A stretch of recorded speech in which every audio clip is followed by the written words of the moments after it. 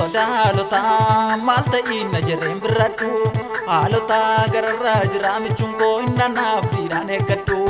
ankabu soda halota malta inna jerem biradu halota gararra jirami chunko inna nafti dane kaddu hala danka kessa dabate iji ko biftu haralala biya sheenam dachi kame Jerusalem aranala hala danka kessa dabate iji ko biftu haralala biya sheenam dachi kame Jerusalem aranala nanala Jerusalem aranala nanala biya shewa karanala nanala Jerusalem aranala nanala biya shewa karanala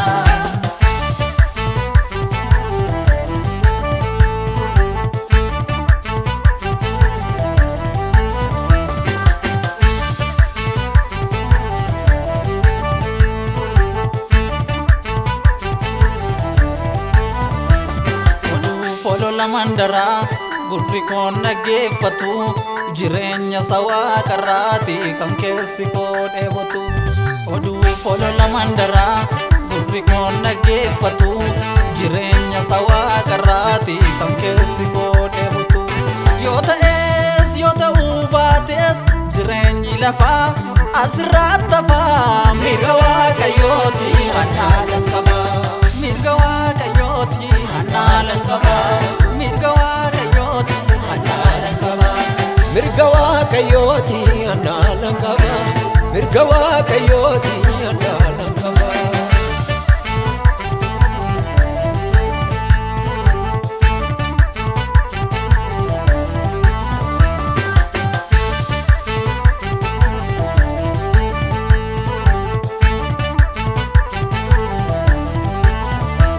Dorgombe koni sunam figa Biyabdi ko gau pandema Madazni ko gumko adida Dorgombe koni sunam figa Biyabdi ko gau pandema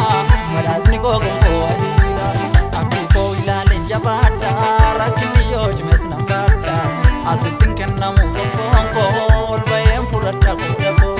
Abdi ko ilalen jabada Rakini se jime nambada Asitin kenna mungo konko Olbayem furata kodako Jabata, rakin is what you mean and bata. I think I never go phone call, all pain for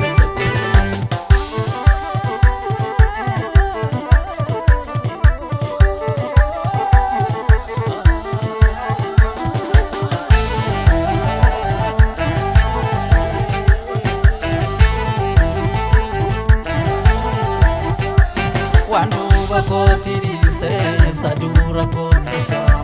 Rakina ko warra ulfina bori chala Wandu warra abadeni abdi bori laka Amanti wanin jire arkam si sanafta Amanti wanin jire arkam si sanafta Amanti wanin jire arkam si sanafta Amanti wanin jire arkam si sanafta Amanti wanin jire argam si sanafta Amanti wanin jire argam si sanafta Amanti wanin jire